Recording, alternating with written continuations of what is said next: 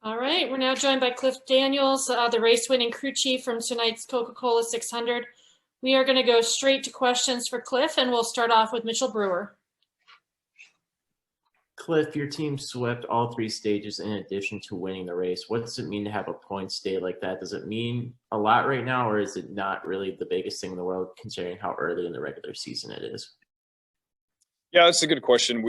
Points are always of a concern for us. The more playoff points you can carry into the playoffs is always going to, be those tokens in the bank that you never know if you're going to need. I can't say that I expected that we were going to go get them all the way we did today. So that was really cool that happened. And the competition's so tight right now. Thankful that the Hendrick Motorsports cars are running as good as we are. The Chevrolets are fast. But Denny's still out there with a really big points lead, and those guys have had a strong year. So always, kind of keeping our eye out for maximizing stage points, maximizing stage finishing positions, and certainly worked out today. Thank you, and congratulations. Thanks. Next, we're going to go to David Smith.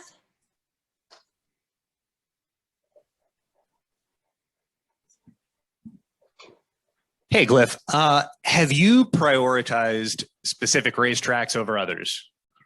Really, no, because everywhere we go with Kyle right now, and even for the next 10 or 15 weeks, is a new race for us every week. I've never been to any of these places with Kyle before.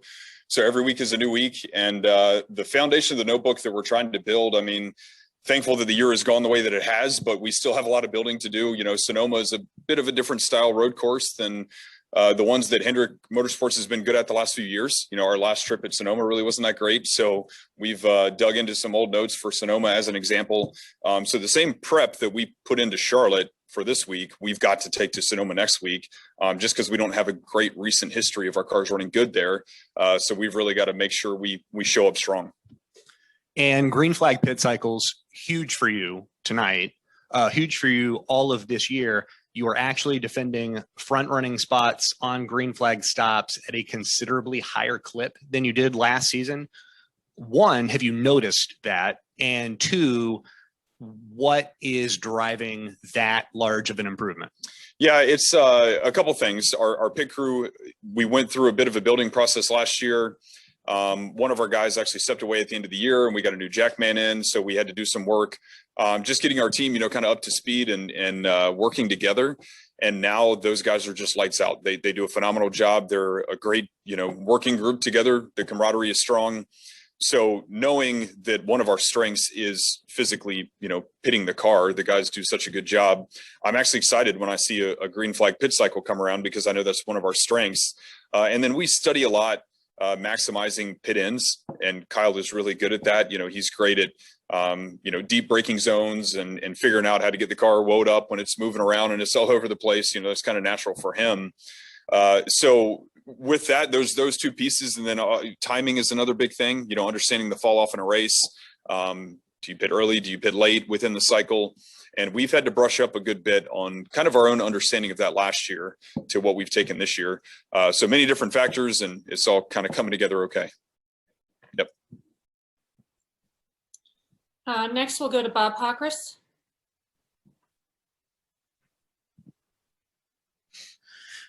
Cliff, what have you learned about Kyle Larson that you didn't know at the start of the season? I would say one of the biggest things that I've learned, and this is going to sound really obvious to say, he spends so much time reading a dirt track for all of these races that he goes to. He watches every series that ends up on track, and he really studies what's going on with the racetrack. So for us, the more I can give him information on what I anticipate for our, pavement surfaces going into a weekend, whether it's PJ1, clouds versus sun, temp changes, things like that. That's something that it's just very natural for him. And again, that's what he spends a lot of his time doing to make him good on the dirt tracks. So again, it may sound obvious to say, but that's probably the biggest thing. Next, we're going to go to Dustin Long.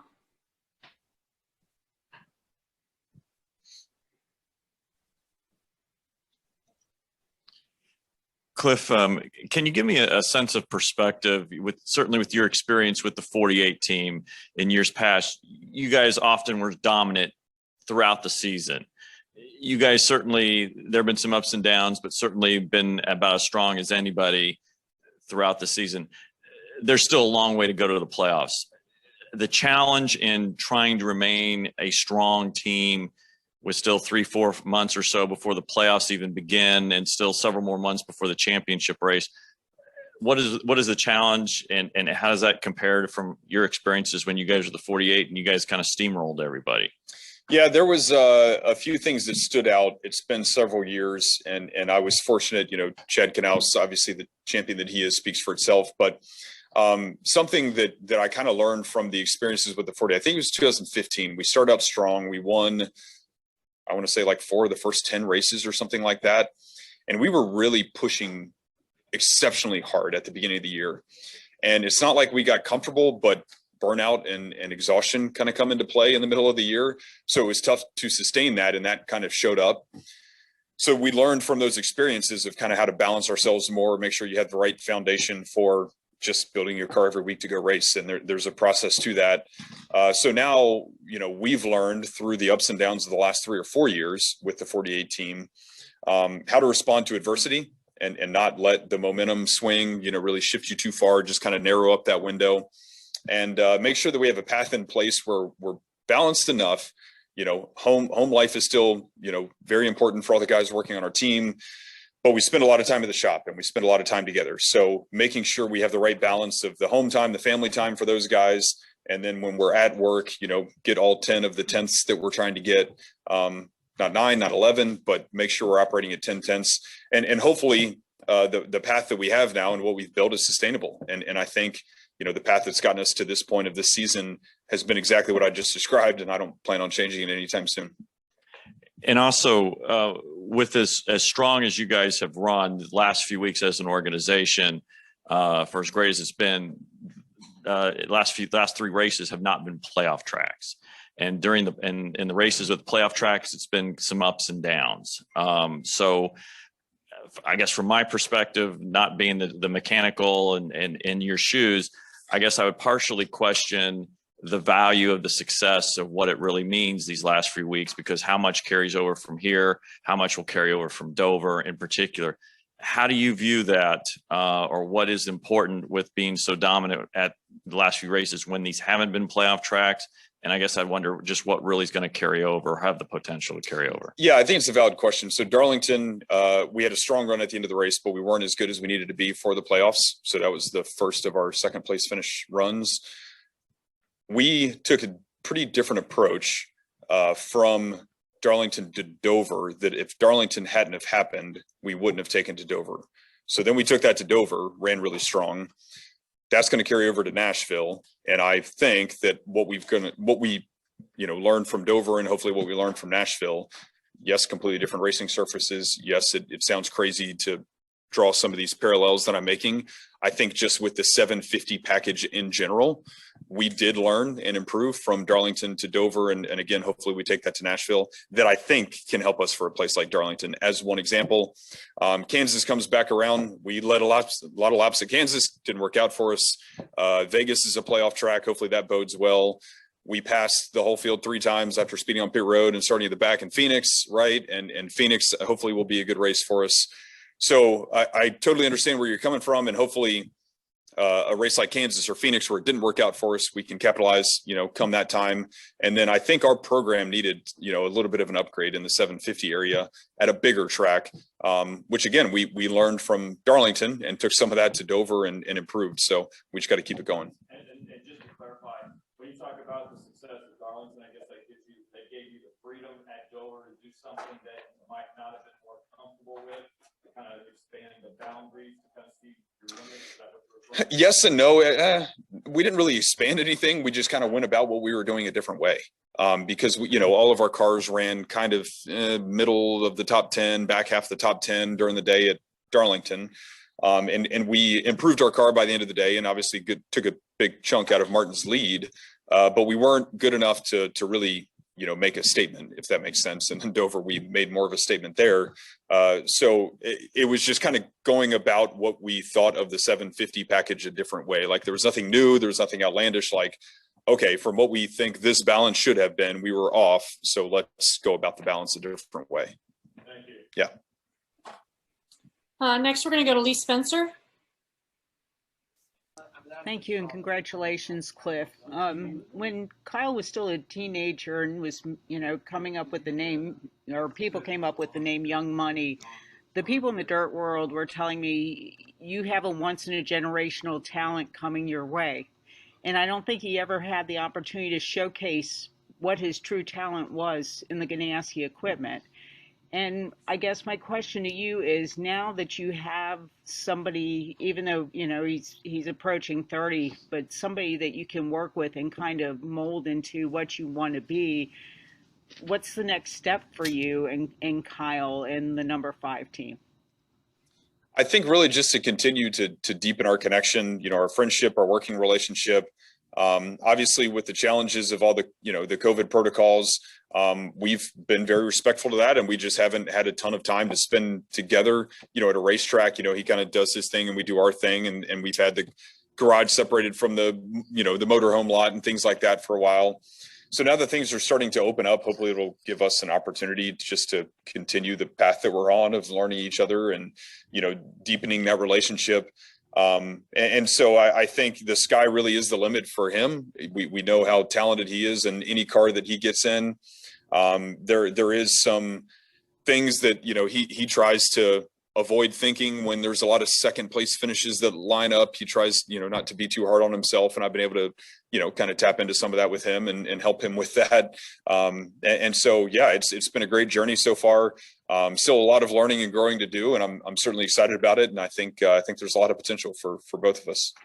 He's a pretty zen dude, but somebody like you that has a mechanical engineering background, and he, admittedly knows nothing about cars whatsoever. How do you find that balance?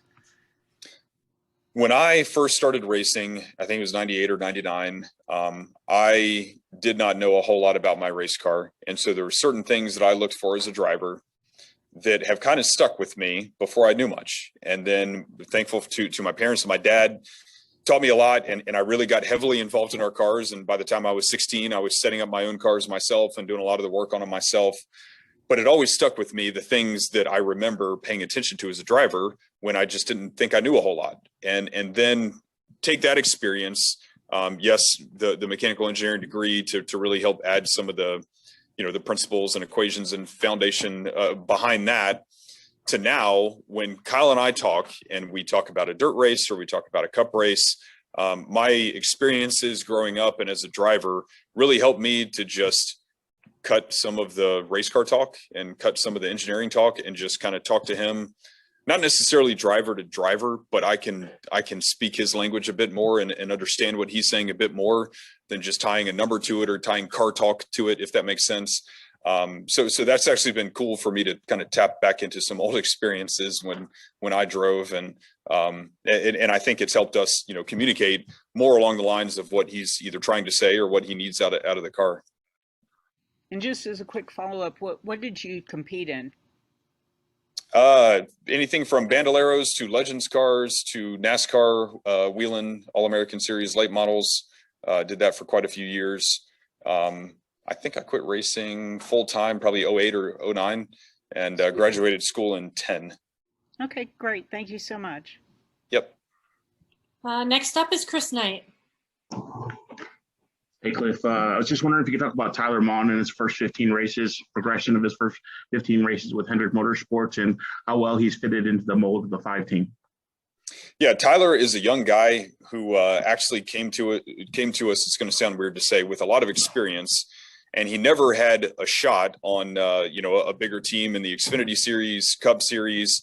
But he's been running or been racing many years with guys that, are lower budget teams and get lapped during the race. But he has such a solid work ethic, and he's really put it on himself to learn and adjust how to run at the level that we're running now. And I think his past experiences of just, running, I hate to say it, on the teams that aren't up front every week really taught him a lot. So I give a lot of credit to him for what he put on his back to learn and, really to operate at a very high professional level when he got on our team. And he's a great teammate. He's a great friend. He's done a really good job. He does a great job with Kyle on the radio. staying calm in all situations, whether it's intense traffic with lap cars or racing for the lead. A lot of credit to Tyler. He's done a great job, and we're very thankful to have him on our team. Thanks, Cliff. Congratulations. Thanks. Next, we're going to go to Noah Lewis.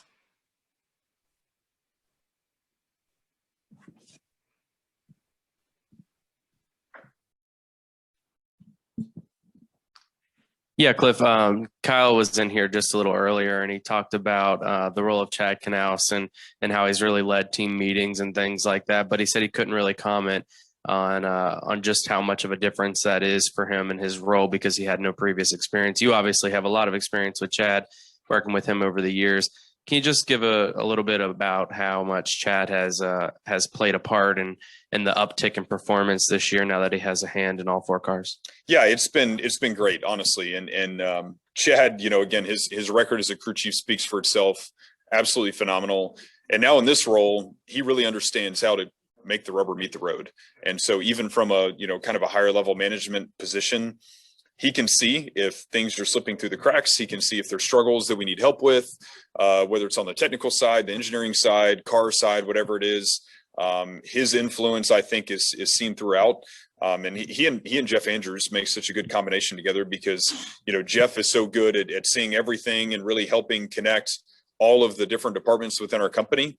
And again, Chad is so good at, pushing everyone on the car side and the engineering side to make sure we are taking the best product to the racetrack, and very thankful to have that leadership from him. Excellent. Yep. All right, Cliff. Well, thanks for joining us this evening. Congratulations on the win, and we'll see you next week in Sonoma. Awesome. Thank you, guys.